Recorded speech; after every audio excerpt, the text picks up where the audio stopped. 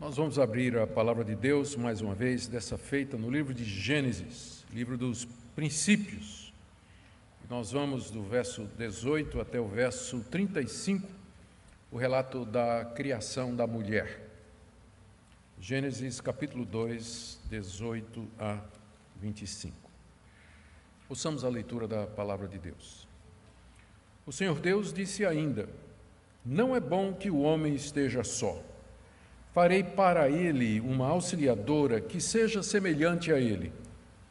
Havendo, pois, o Senhor Deus formado da terra todos os animais do campo e todas as aves dos céus, trouxe-os a Adão para ver que nome lhes daria. E o nome que ele desse a todos os seres vivos, esse seria o nome deles. O homem deu nome a todos os animais domésticos, às aves dos céus e a todos os animais selvagens. Mas para o homem não se achava uma auxiliadora que fosse semelhante a ele. Então o Senhor Deus fez cair um pesado sono sobre o homem, e este adormeceu. Tirou-lhe uma das costelas e fechou o lugar com carne. E da costela que tinha tirado do homem, o Senhor Deus formou uma mulher e a levou até ele. E o homem disse: esta, afinal, é osso dos meus ossos e carne da minha carne, será chamada varoa, porque do varão foi tirada. Por isso o homem deixa pai e mãe, se une à sua mulher, tornando-se os dois uma só carne. Ora, um e outro, o homem e a sua mulher, estavam nus e não se envergonhavam. Queridos, o objetivo de Moisés aqui no capítulo 2 é preparar o cenário da história para aquele tremendo e horrível incidente que vai acontecer no capítulo 3, que é a queda do homem. Na mensagem anterior, nós vimos como Deus mostrou a sua bondade e o seu amor para com o homem, plantando um jardim na região do Éden, que era um santuário paradisíaco, feito para a moradia do homem e também como local de encontro dele com Deus. Deus encheu aquele jardim de variadas árvores boas, lindas, para comer, e regou esse jardim com rios e riachos correndo em abundância. A terra ali era rica em pedras preciosas, em ouro, resinas aromáticas, e Deus ainda colocou 2 árvores especiais no centro do jardim, pelas quais o relacionamento do homem seria definido para com Deus. Em tudo, Deus mostrou o seu cuidado, o seu amor e a sua compaixão para com a criatura que ele havia feito, a sua imagem e a sua semelhança, o homem que ele tinha formado do pó da terra. Mas a misericórdia de Deus não parou aí, a bondade de Deus não terminou com isso. Agora Moisés descreve o relato da criação da mulher, a companheira do homem, também como expressão da bondade de Deus e do seu amor. E esse é o relato que nós temos diante de nós nessa noite, que tem 4 partes que eu queria ver com vocês. Na primeira, a decisão de Deus em criar uma auxiliadora, está aí no verso 18. Depois, Deus prepara o homem para receber a auxiliadora, do verso 19 a 20. Então Deus cria a mulher, do verso 21 até o verso 23, e Moisés faz 2 comentários sobre o episódio, do verso 24 até o verso 25. Que Deus nos ajude e nos abençoe na exposição da sua palavra, para que a gente possa perceber a riqueza do que está aqui. Em primeiro lugar, a decisão de Deus de criar uma auxiliadora para o homem está aí no verso 18. O Senhor Deus disse ainda porque nos versos anteriores ele tinha dito ao homem: não coma, você pode comer de todas as árvores do jardim, mas dessa árvore do conhecimento do bem e do mal você não pode comer. E Deus disse ainda, ou seja, sugere que foi na sequência. Na sequência, Deus fez essa declaração que está no verso 18, de que não é bom que o homem esteja só. Essa foi a declaração de Deus. Até aqui, tudo que Deus tinha feito recebeu o julgamento ou o veredito de muito bom, bom ou muito bom. Mas agora aparece a primeira coisa que não era boa, que era exatamente o fato de que o homem estava sozinho. E isso não era bom, primeiro, por conta da solidão. Mesmo que houvesse uma multidão de anjos no céu, e manadas de animais na terra, não tinha ninguém semelhante ao homem, que lhe fizesse companhia. Então, aquilo que era um paraíso poderia se tornar um deserto. Uma vez que ele estava só, isso não era bom. Não era bom porque sozinho não tinha como o homem dar continuidade à raça, como Deus tinha dito. Você se multiplica e você enche a terra. Deus fez o homem diferente dos anjos. Quando Deus criou os anjos, ele criou os anjos já com o número completo. Existem tantos anjos hoje, como quando no dia em que Deus os criou, lá na eternidade, antes de ter feito o homem. Os anjos foram feitos antes. A gente sabe não pelo relato de Gênesis, mas sabe pelo restante da Escritura Sagrada. A diferença dos anjos e para os homens é que, enquanto que os anjos foram criados já uma raça completa, fechada, número já conhecido, Deus determinou que a raça humana se multiplicasse, se propagasse por geração natural.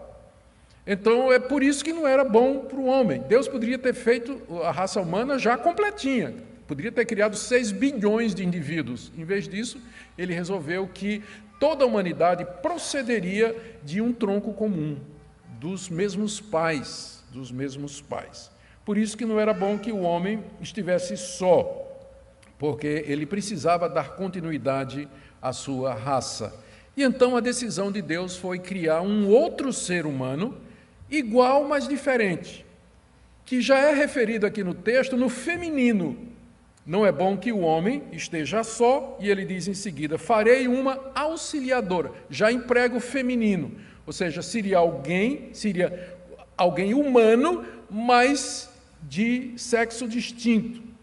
E ele se refere a esse ser que seria feito ou criado para o homem como sendo uma auxiliadora, que significa alguém que o ajudasse e que certamente era necessário, porque o homem recebeu a tarefa de cuidar do jardim e também a tarefa de guardar o jardim. E recentemente Deus tinha dito para ele, você não pode comer dessa árvore.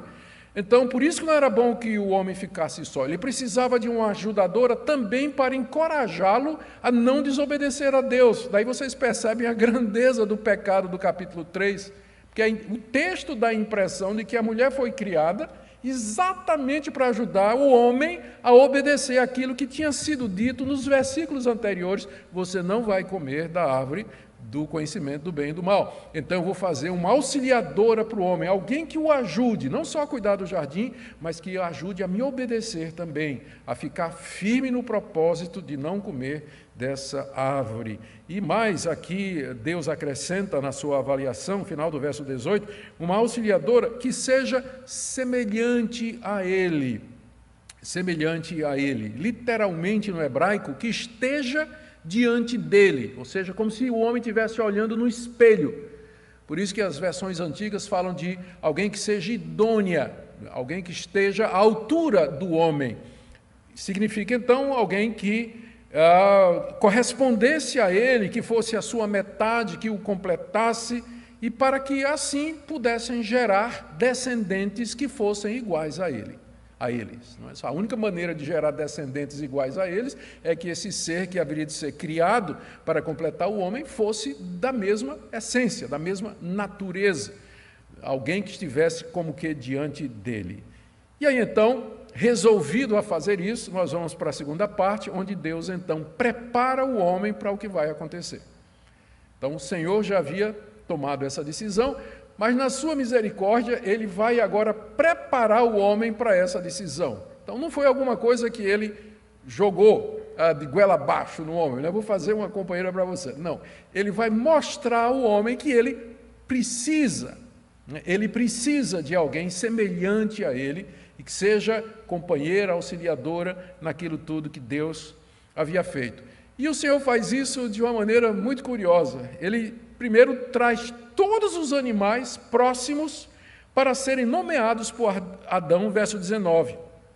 Deus criou as grandes... Onde é que eu estou? Aqui.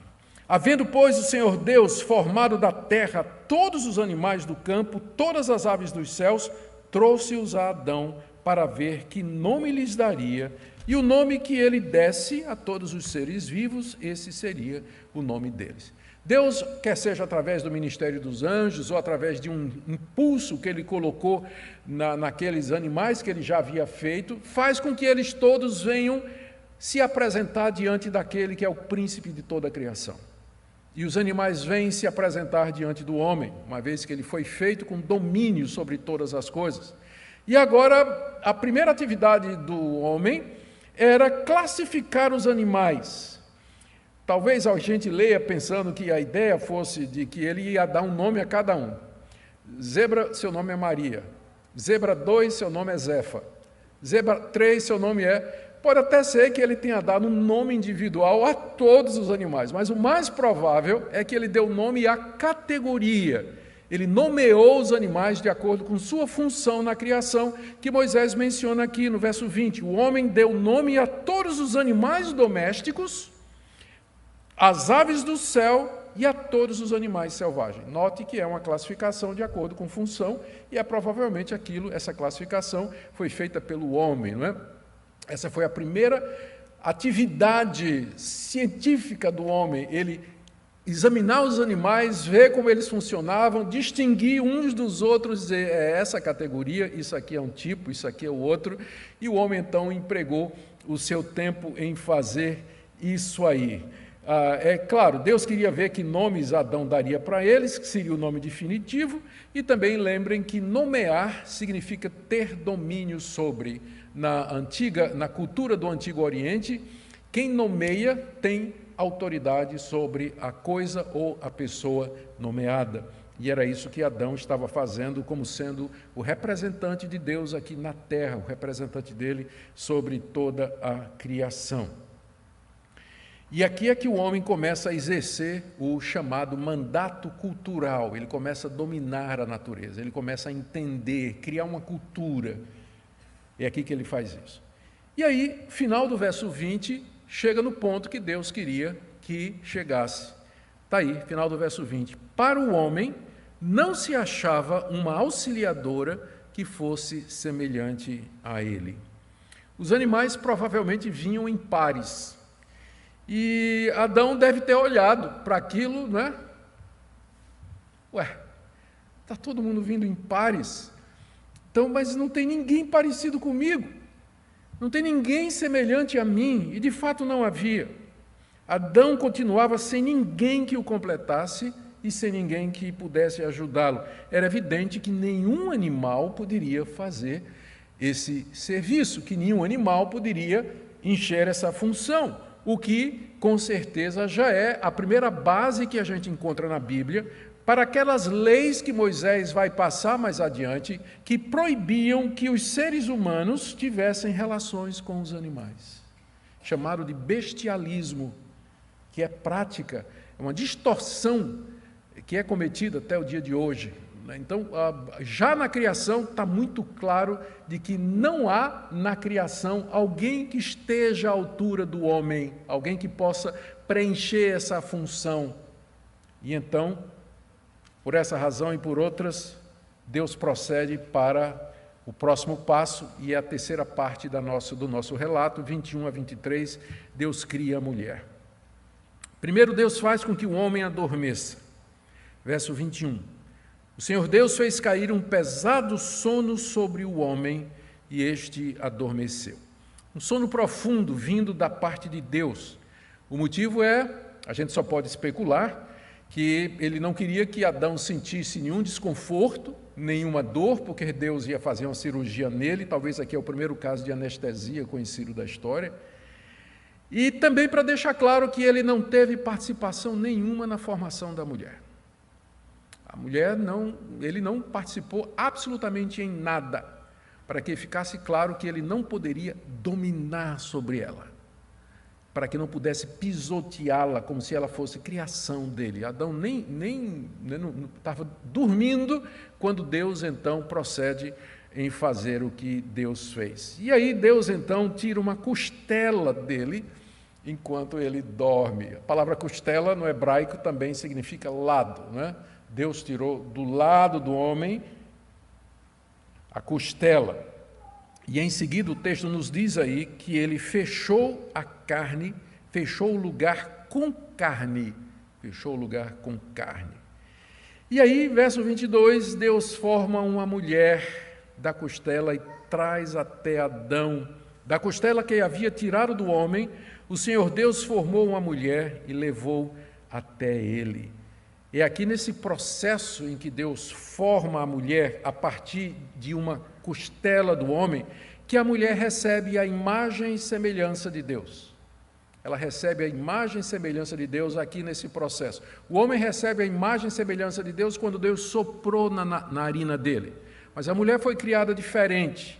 Ela foi feita a partir do homem, e é daí que ela recebe a imagem e semelhança de Deus, sendo, portanto, igual ao homem diante de Deus em honra, dignidade e valor. Alguém feita exatamente a imagem e semelhança de Deus, como o homem havia sido feito então. Tem tido muita especulação, não, mas essa ideia, essa cena de Deus fazendo o homem dormir, chegando lá cirurgicamente, né, metendo os dois dedos assim, abrindo e puxando uma costela, depois fechando com carne, pegando aquela costela, ele transforma numa mulher. Isso tem evocado a curiosidade de muita gente e, às vezes, até algumas explicações muito interessantes, ou algumas conclusões muito interessantes. Aqui eu queria ler uma delas, que é já bem conhecida de vocês, de um comentarista chamado Matthew Henry, que está aqui ecoando o grande Agostinho do século IV. A mulher não foi feita da cabeça do homem para dominá-lo, e nem dos seus pés para ser pisoteada por ele, mas do seu lado para ser igual a ele, debaixo do braço para ser protegida e perto de seu coração para ser amada. Talvez seja ler muito aqui na costela, não é? Talvez seja ler muito, mas não deixa de ser algo poético, né? E extremamente verdadeiro. A exclamação do homem, quando o homem acorda, a exclamação dele, a primeira reação do homem é na forma de um poema. No hebraico, não transparece no tradução no grego, mas no hebraico é um poema. Ele começa dizendo, e mais uma vez a nossa tradução não ajuda, diz aí o verso 23, e o homem disse, esta afinal, a tradução seria finalmente, finalmente, como está, por exemplo, na nova versão transformadora, ou então na nova tradução na linguagem de hoje, agora sim, ou então na NVI, esta sim. Então, quando o homem acorda e diz, sim, é isso, é exatamente isso que eu estava esperando. E aí ele faz um poema em hebraico. Essa é osso dos meus ossos, carne da minha carne, será chamada varoa, porque do varão foi tirado. Não é interessante que uma das primeiras atividades culturais do homem, depois de um exercício de taxonomia, é poesia? Ele exclama, não é? Ele diz, ele cria uma poesia, a mulher deve ter sido tão bela, não é? Tão maravilhosa que ele prorrompeu em poesia, louvando a Deus por isso. Pensa nisso quando a sua mulher disser para você assim, você não é romântico, né? Eu queria mais romance, então lembra de Adão, né? A poesia que saiu da boca dele quando ele viu aquela que Deus havia preparado para ele. O entendimento, essa poesia reflete o entendimento do homem sobre a mulher. E aí aqui entra uma disputa dos estudiosos, né? Como é que Adão sabia que ela é osso dos ossos e carne da carne se ele estava dormindo? Então, a resposta de alguns estudiosos é que, de fato, durante aquele sono, Deus lhe deu uma visão ou um sonho em que ele percebeu isso. Ou, o mais provável, é que Deus explicou para ele de onde ela tinha vindo, quando ele acordou, não é? Nós entendemos que a ideia do sono profundo é exatamente para que ele não visse, ele nem soubesse o mistério da criação, mas Deus então revelou para ele o que é que aconteceu. E a reação do homem é isso aí. E quando ele diz, essa é osso dos meus ossos e carne da minha carne, quer dizer, ela é da mesma substância, ela é feita do mesmo material, ela é similar, ela é semelhante a mim. E o nome dela seria Ishá, varoa, do nome Ish, que é homem. Então, ela vai ser chamada Ishá, porque ela foi tirada do Ish. Em português não tem como fazer esse jogo de palavras. Ela será chamada de Homea, porque foi tirada do homem. Não faz sentido, né? Então vamos deixar no hebraico mesmo. Ela será chamada Ishá, porque foi tirada do Ish. Então, Adão estava perfeitamente convencido de que a mulher, de fato, era igual a ele. Embora diferente, iguais, ambos eram humanos, mas um era macho e o outro era fêmea. Iguais, mas diferentes.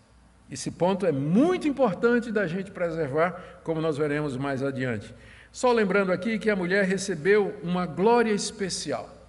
Ela foi a última a ser criada. E é claro, existem aquelas piadinhas, né, que as mulheres gostam de fazer do homem. Né? O homem foi um projeto que não deu certo, aí Deus fez a mulher e aperfeiçoou. Né?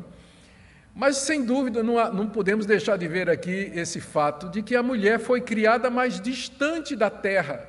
O homem foi feito lá do pó da terra, mas a mulher já foi feita num nível superior. Não é?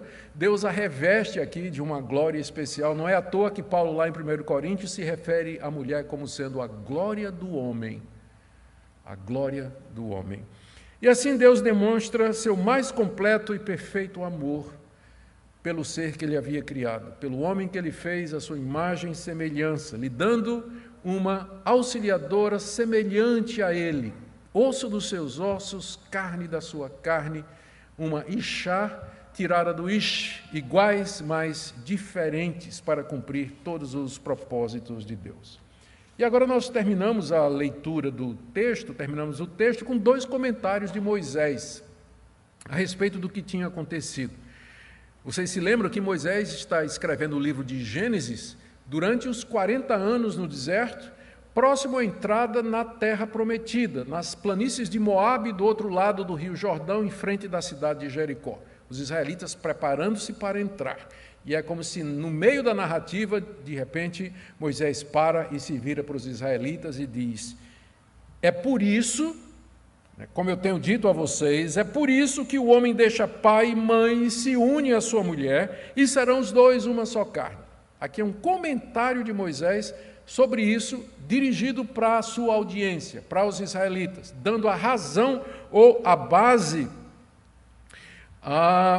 ou a justificação para o casamento a partir da criação da mulher. São 3 pontos aqui que estão contidos na declaração de Moisés. Não é? O primeiro deles é que a criação da mulher o casamento vai implicar em uma mudança de prioridade na vida do homem. O homem deixa seu pai e sua mãe e se une à sua mulher. Aqui há uma mudança de prioridade. Antes de casar, a prioridade do homem é seus pais. Ele mora no mesmo lugar, mora na mesma família, é a primeira lealdade, é a primeira devoção. Mas na hora que ele casa, a lealdade e a prioridade é para a sua esposa. Isso não quer dizer que o homem que casa ou a mulher que casa estão desobrigados de cuidar dos seus pais, especialmente se forem idosos e precisarem de atenção.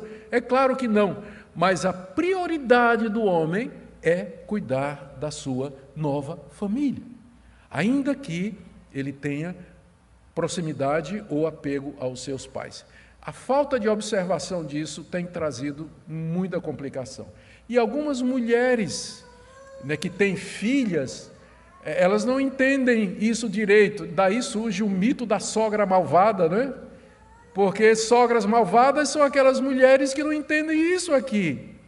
Que elas não têm mais que se meter na vida da filha depois que a filha casou, a não ser que peça, a não ser que a filha peça a opinião, ou que o filho peça a opinião.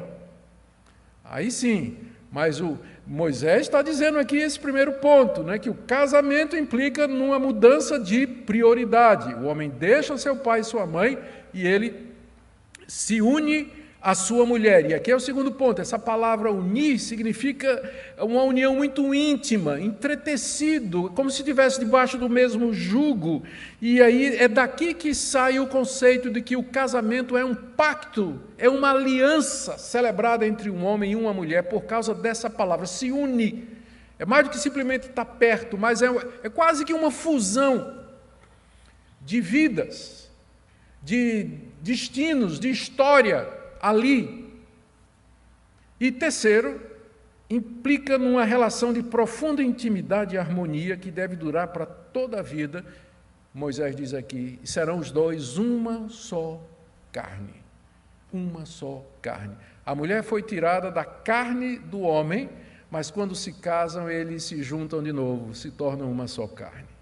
Então, essa é a explicação que Moisés está dando para os israelitas com base no relato da criação da mulher. Por isso que eu venho dizendo para vocês, que no casamento você tem que deixar seu pai e sua mãe e se unir à sua mulher é sua prioridade. Por isso que eu estou dizendo que o casamento é um pacto, é uma aliança. Você vai se unir a essa mulher e isso deve ser por toda a sua vida. Vocês vão se tornar uma só carne. Isso fala de intimidade, de harmonia, de companheirismo. É isso que Moisés queria ensinar para os israelitas, nessa primeira observação dele aqui. E essa concepção de casamento aqui, com certeza, confrontava a visão de mundo, a visão de família, a visão de sexo dos povos do Antigo Oriente.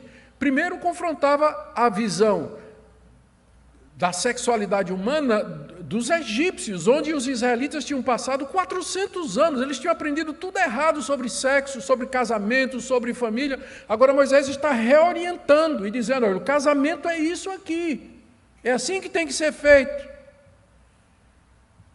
E a mesma coisa, ia acontecer, a mesma visão de mundo estava ali, na terra de Canaã, onde eles iam entrar em poucos anos. As 7 nações cananeas que habitavam lá, elas vinham com muita tranquilidade, prostituição, poligamia, adultério, relações homossexuais, bestialismo e outras práticas depravadas da época. Então Moisés quer preparar o povo de Deus para viver no meio de uma sociedade daquela época que havia já pervertido completamente a razão pela qual Deus criou um homem e uma mulher, os uniu num pacto, numa aliança, até que a morte os separasse. Moisés agora traz o conceito bíblico tão necessário para aqueles povos. A segunda observação de Moisés está aí no verso 25. Ele diz assim, ora, um e outro, o homem e a sua mulher, estavam nus e não se envergonhavam. Eles estavam nus, mas não tinham vergonha um do outro, não tinham vergonha da sua nudez. A razão por que eles não tinham vergonha um do outro é que o pecado não havia entrado ainda. O pecado vai entrar no capítulo 3, e aí eles vão ficar com vergonha. A vergonha está sempre associada a pecado, culpa e medo do castigo.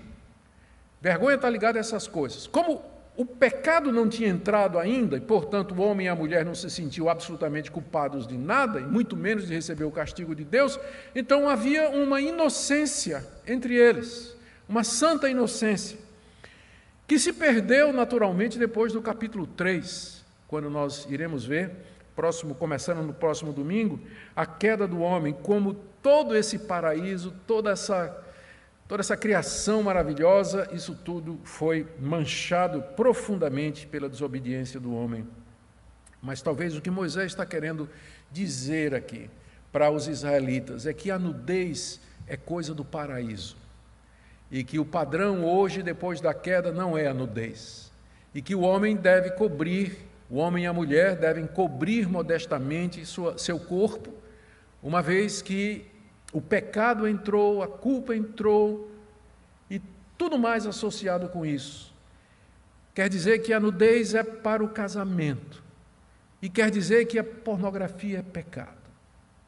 Contemplar a nudez de outro que não seja o seu cônjuge, aquela pessoa que Deus lhe deu num pacto, numa relação de casamento, que era tão comum, a nudez era muito comum no Antigo Oriente. Mas não entre os israelitas, não deveria ser assim, porque isso era uma condição pré-queda, mas depois da queda o homem se cobre. É isso que deveria ser. Queridos, eu queria tirar algumas lições aqui para nós. Esse texto é muito rico e há muita coisa a ser dita aqui. O que é que nós podemos aprender dessa passagem, já caminhando para o final? Primeiro, muito embora o ser humano compartilhe com os animais o mesmo modo biológico de existência, nós precisamos comer como os animais, respiramos como os animais, bebemos água como os animais. Embora a gente partilhe com os animais do mesmo modo biológico de existência, nós somos distintos, completamente distintos dos animais. Esse relato que nós temos aqui da criação do homem no capítulo 1, no capítulo 2 e a criação da mulher, separa a visão cristã de mundo de todas as outras teorias naturalísticas e evolucionistas da origem do homem, que são tão populares no meio acadêmico, na nossa cultura e na mentalidade dos nossos jovens. Por esse texto, o homem não é um humanoide glorificado, que somente grunhia e que com a evolução adquiriu capacidade de análise e fala. Ele não era alguma coisa intermediária entre os símios e o que viria a ser depois. Não, ele já foi criado com capacidade de pensar, analisar, falar e até fazer poesia. Ele já foi criado assim. Isso não é resultado, essas faculdades superiores que nós temos, elas não são o resultado de um longo processo evolutivo em que o homem foi adquirindo essas capacidades. E de acordo com essa teoria, houve uma época de que esses humanoides, eles não tinham essa capacidade, eram extremamente primitivos, descendendo de um ancestral comum. É um erro pensar que Darwin disse que o homem veio do macaco. É um erro muito comum. Darwin nunca disse que o homem veio do macaco. Ele disse que o homem e o macaco vêm de um mesmo ancestral comum. Só que o homem evoluiu mais do que o macaco, não é? Somos primos, alguma coisa assim. Somos primos. Mas não tem como reconciliar o relato bíblico da criação com essa teoria de que o homem, ele chegou onde ele chegou através de um longo processo evolutivo, onde ele adquire capacidade de pensar, de analisar, de se comunicar, de poesia, de arte, de ser subjetivo. Não tem como a gente compatibilizar essas duas coisas. O homem já foi criado assim, ele já nomeou os animais logo depois da sua criação, conforme as características de cada um. Ficou claro que nenhum animal estava à altura dele, por isso que a mulher foi criada, e ele compôs um poema quando viu sua esposa. E eu quero dizer ainda que essa é a base que os cristãos têm para falar a respeito dos direitos civis fundamentais, entre eles o direito de expressão, direito de crença e direito de religião. Existem alguns direitos que são inalienáveis aos seres humanos, dos quais os animais não partilham. Mas se você tira essa distinção entre o ser humano e os animais, que direito então nós temos de falar de liberdades civis fundamentais? Os animais têm os mesmos direitos de nós, ou enfim. Mas mesmo nas sociedades mais mexidas por essas teorias, se verifica com muita clareza que o homem é diferente, ele é distinto. Ele é distinto. Por isso que nós insistimos nessa diferença, lembrando a vocês desde o início. Deus é um Deus de distinção. Quando Ele criou os animais, Ele criou o homem separado, distinto dos animais. E quando Ele cria a mulher, ela é igual, porém distinta também. É bom lembrar disso aí. Segunda lição que nós podemos tirar dessa passagem é que o casamento não é uma conveniência social. Não é uma questão cultural, como alguns dizem, mas é uma instituição divina baseada na criação do homem e da mulher.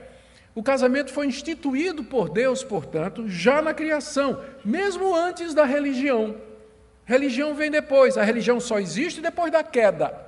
Até aqui não tinha religião, entendida como religação com Deus, porque Adão não estava separado de Deus. Só depois da queda é que Adão precisa voltar para Deus, e aí entra a religião. Mas o casamento é mais antigo do que a religião. é mais antigo do que a religião. Por isso que a gente sempre disse, não acabe o seu casamento por conta de religião. Ah, pastor, mas eu casei com um descrente, não devia. Mas acabou casando, mas eu não aguento mais, eu vou me separar dele porque eu sou crente e ele não é. Não é razão. A instituição do casamento antecede religião. E, portanto, você não pode acabar o casamento em nome da religião. Não pode. Existem outros motivos que a Bíblia, infelizmente, por conta da dureza do coração, a Bíblia vai falar mais adiante. Mas, com certeza, não pode ser usado essa motivação. Deus instituiu o casamento para ser entre o homem e uma mulher, isso está muito claro aqui no texto, portanto, o casamento é monogâmico e heterossexual, e consiste na formação disso que a gente chama de uma biunidade, que não pode ser separada a não ser pela morte. E o Senhor Jesus apelou para essa passagem, literalmente, quando ele se opôs ao divórcio por qualquer motivo. Em Mateus 19, 4 a 5, Jesus disse assim: o Criador, desde o princípio, os fez homem e mulher. E disse, por isso o homem deixará o seu pai e sua mãe e se unirá à sua mulher, tornando-se os dois uma só carne. O nosso Senhor Jesus Cristo citou essa passagem aqui que eu acabei de expor para vocês. E ele citou como base para dizer que não se pode acabar o casamento por qualquer motivo. Por quê? Porque Deus nos fez e ele nos juntou e disse que nós seríamos uma só carne no casamento. E o próprio apóstolo Paulo, ele usa essa passagem para combater a prostituição. Olha o que ele diz em 1 Coríntios, capítulo 6, verso 16. O homem que se une à prostituta forma um só corpo com ela, porque está escrito, os dois se tornarão uma só carne. Estão vendo as implicações dessa passagem? Estão vendo porque é importante a gente ler esse relato como sendo histórico? Porque todo o resto da Bíblia depende disso aqui. Tudo mais da Bíblia é um desenvolvimento de Gênesis, dos 11 primeiros capítulos de Gênesis. Tudo mais. Se você tirar isso aqui da Bíblia, o resto dela não faz sentido. Você entende, então, por que é que a gente bate contra a prostituição, contra a imoralidade? Por quê? Porque quando você se junta a uma outra pessoa, você se torna uma carne com ela. E eu levaria, se Cristo habita em mim, eu vou levar Cristo para uma relação dessa? É o argumento de Paulo em 1 Coríntios, capítulo 6. Ele usa essa passagem, cita literalmente. Deixe-me ir para uma terceira lição que a gente tira aqui. O casamento, então, é o padrão de Deus para a humanidade. É o modo padrão de vida. O normal é que todos nós achemos o nosso par, achemos a nossa costela, por assim dizer, e nos casemos. Com 6 propósitos que a gente pode perceber no texto e no restante da Bíblia. Para o auxílio mútuo do homem e da mulher, está aqui no texto. Para o deleite e alegria sexual, tanto do homem como da mulher, também pode ser derivado do texto. Para a propagação da raça humana de maneira legítima, é evidente que está no texto também. Para a continuidade da igreja por meio de uma santa semente, isso é uma implicação que vem depois. Para impedir a impureza sexual, já se pode derivar aqui, quando a gente percebe que Moisés está pegando esse texto e dizendo para os israelitas, olha, é assim. Então, já queria combater a impureza sexual desde cedo e também como uma analogia entre Cristo e sua igreja. Séculos depois, o apóstolo Paulo vai citar essa passagem em Efésios capítulo 5, verso 31, dizendo assim: o marido deve amar sua esposa como ama o próprio corpo. Por que eu tenho que amar a mulher como ama o próprio corpo? Porque ela foi feita da sua costela. Ela foi feita do seu corpo. Por isso você tem que amá-la como quem ama o seu próprio corpo. Como Paulo diz aqui, quem ama a esposa ama a si mesmo. Claro, porque ela foi feita da sua costela. Ninguém jamais odiou o seu próprio corpo, diz o apóstolo Paulo. Ao contrário, o alimenta e cuida dele, como também Cristo faz com a igreja, porque somos membros do seu corpo. Eis porque está escrito que o homem deixará seu pai e sua mãe e se unirá à sua mulher, tornando-se os dois uma só carne. Grande é esse mistério, diz o apóstolo Paulo, mas eu me refiro a Cristo e sua igreja. Percebe? Paulo ele lê esse texto aqui, historicamente, literalmente diz que isso aqui é uma analogia da relação entre Cristo e sua igreja. Da mesma forma que nós amamos a esposa porque ela é o meu corpo, também Cristo ama a sua igreja porque ela é o seu corpo. E esse é um grande mistério. Esse é um grande mistério. É por esses motivos que nós temos que honrar e proteger o casamento.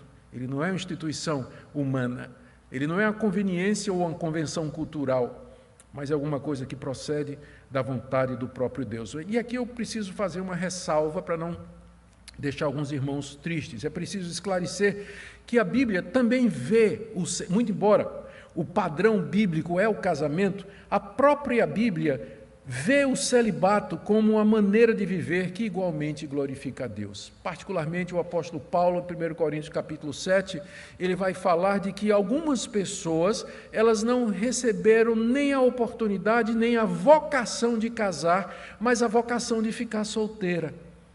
Então, se você não conseguiu casar, ou não tem vontade de casar, ou não se acha apto para o casamento, não é pecado ficar só, você não ficar sem casar. Isso não quer dizer que você vai estar numa situação inferior. Há exceções, como o próprio apóstolo Paulo nos mostra. O próprio Senhor Jesus, ele nunca casou. O apóstolo Paulo, ele não tinha esposa. E muitos outros homens e mulheres que Deus usou através da história da igreja, eles também não eram casados. Então, embora esse seja o padrão, a norma, existem exceções, e eu gostaria que os pais compreendessem isso, e que a igreja compreendesse isso, e que a gente não ficasse fazendo pressão em cima dos jovens. Quando o tempo vai passando, eles vão ficando mais velhos, e a gente começa a fazer pressão para que arrume a namorada, arrume o namorado, quando é que vai casar e tudo mais. Contemple a possibilidade de que nem todos irão casar. E que no celibato puro, não é só ficar solteiro, é solteiro e puro, não é? E puro. E no celibato com pureza existe glória a Deus, existe significado e sentido na vida. Embora o padrão seja o casamento, mas existe essa cláusula de exceção na própria palavra de Deus. Vamos aqui para o quarto ponto. Aqui você encontra o fundamento bíblico para os papéis distintos e complementares do homem e da mulher no casamento na igreja, na sequência, na maneira e no propósito da criação de ambos. O que eu quero dizer é o seguinte: o resto da Bíblia vai estabelecer o papel do homem e da mulher com base na narrativa da criação. A maneira como foram criados, a sequência em que foram criados e a razão por que foram criados, isso vai ser a base para muita coisa que Paulo diz e outros autores dizem no Novo Testamento sobre o papel da mulher com relação ao homem. E muita gente que não concorda, muita gente que não gosta, é exatamente porque não vê o fundamento de Gênesis, que estabelece essa fundamentação. Por exemplo, Paulo cita literalmente essa passagem para dizer que a mulher, ela está debaixo de autoridade, e que ela, está falando da mulher crente na igreja, ela está debaixo de autoridade, e que, portanto, ela não pode exercer essa autoridade na igreja. Qual é o argumento de Paulo? 1 Coríntios capítulo 11, verso 8 e 9. O homem não foi feito da mulher, mas a mulher foi feita do homem. O homem não foi criado por causa da mulher, e sim a mulher por causa do homem. Por isso, Paulo percebe na sequência da criação e na razão pela qual a mulher foi criada, a base para o estabelecimento de diferentes funções. Ao homem é dado a liderança e à mulher ser a sua auxiliadora. Para nós não é uma questão de cultura, não é questão dos tempos e dos modos, é por isso que a gente continua insistindo isso, embora lá no mundo e para o mundo a gente pode parecer retrógrado, fundamentalista, atrasado, obscurantista, tapado, e os adjetivos são muitos aí.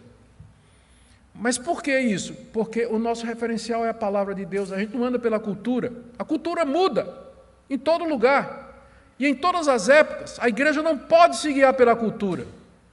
Ela seguia pela palavra de Deus, e é aqui que a gente encontra o fundamento para dizer que nós não cremos na ordenação de mulheres para o sagrado ministério. Nós não cremos que mulheres podem exercer autoridade eclesiástica na igreja, e nem pode exercer autoridade sobre o seu marido também.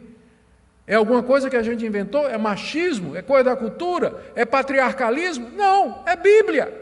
É Bíblia.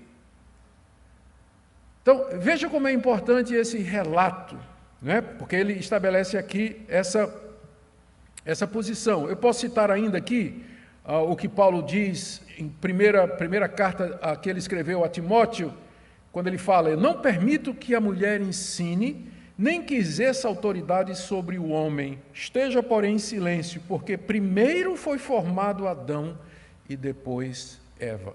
Consistentemente, os autores bíblicos voltam para o relato de Gênesis para fundamentar essa questão tão importante que é a relação do homem e da sua mulher. Quinto lugar, estou chegando no fim, gente.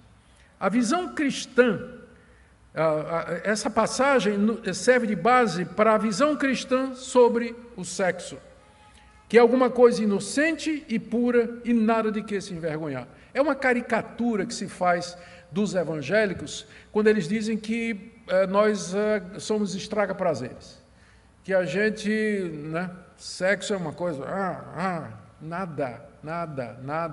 Olha aqui, no livro de Gênesis foi Deus que fez, se fez é bom, se fez é maravilhoso, e é uma dádiva de Deus para o homem. Essa é a visão bíblica correta, lembrando que por que Deus criou e os limites que Ele fez. Então, o sexo é uma bênção para ser desfrutada com alegria no casamento.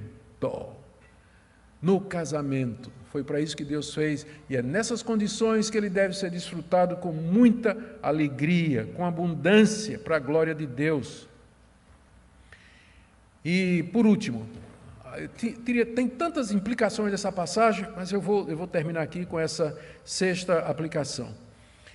E sobre um assunto que eu creio que é muito importante, eu estou feliz aqui que eu posso ver adolescentes aqui que com certeza já começaram a ser bombardeados por isso.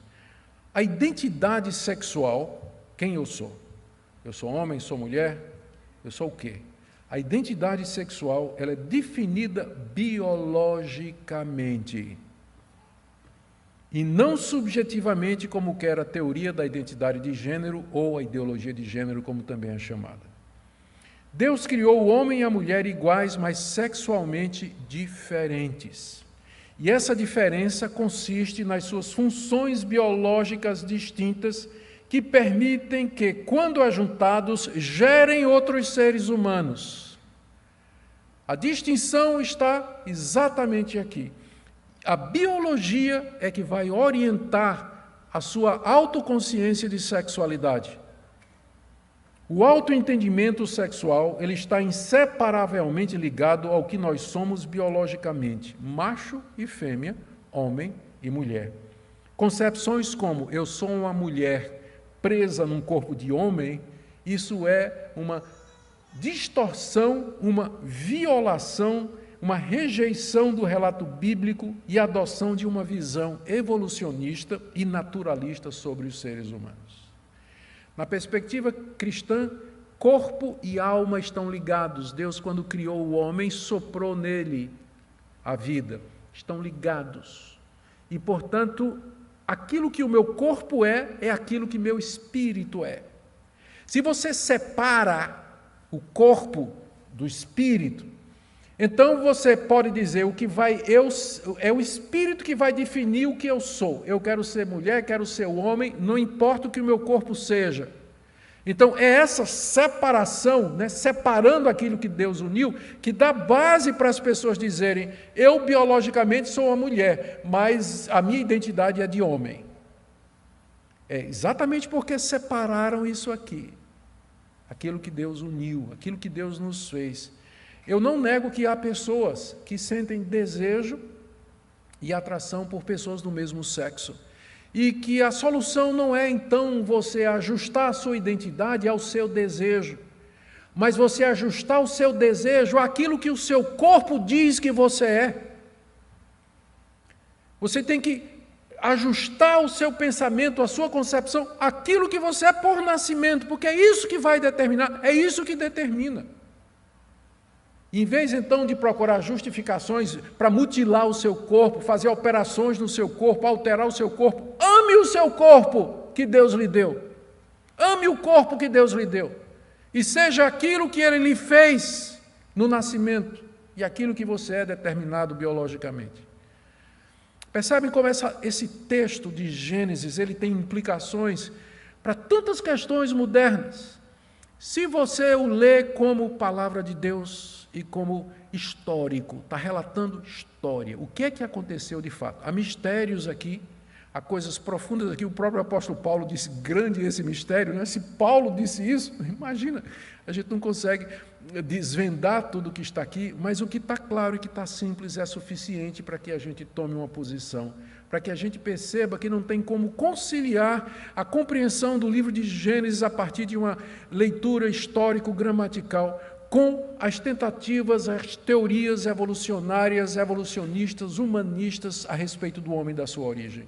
Porque vai dar essa confusão toda que está aí. Por que tem essa confusão toda aí? Exatamente porque não tem parâmetro, porque abandonaram o referencial. Fiquemos firmes, portanto, meus irmãos, nessa que é a revelação da palavra de Deus por nós. Amém? Vamos ficar em pé e vamos orar, terminando.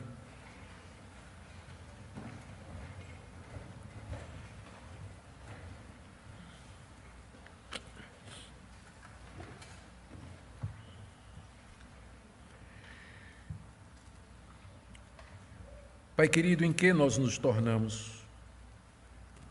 O Senhor mostrou tanta bondade, tanta misericórdia. O Senhor nos deu um jardim paradisíaco, cheio de fontes, riachos, pedras preciosas, árvores belíssimas, gostosas, cheio de animais e aves do céu. O Senhor nos criou e nos colocou ali. E nós reagimos com ingratidão, nós te desobedecemos e nós caímos, fomos expulsos do paraíso e vivemos hoje fora dele, no meio do caos, da miséria, da desordem, do medo, da angústia, da dor, do sofrimento, da confusão. Por isso nós te agradecemos que tu mandaste Jesus Cristo, teu Filho, a luz que veio ao mundo para iluminar a cada pessoa, nos trazendo a verdade, nos levando de volta a Ti, mostrando o caminho de volta para o paraíso, na eternidade que o Senhor preparou para nós. Ajuda, Senhor, aqueles que estão aqui nessa noite e que estão me escutando através da transmissão, e que essa palavra seja usada por Ti, na conversão, para arrependimento, mudança de vida.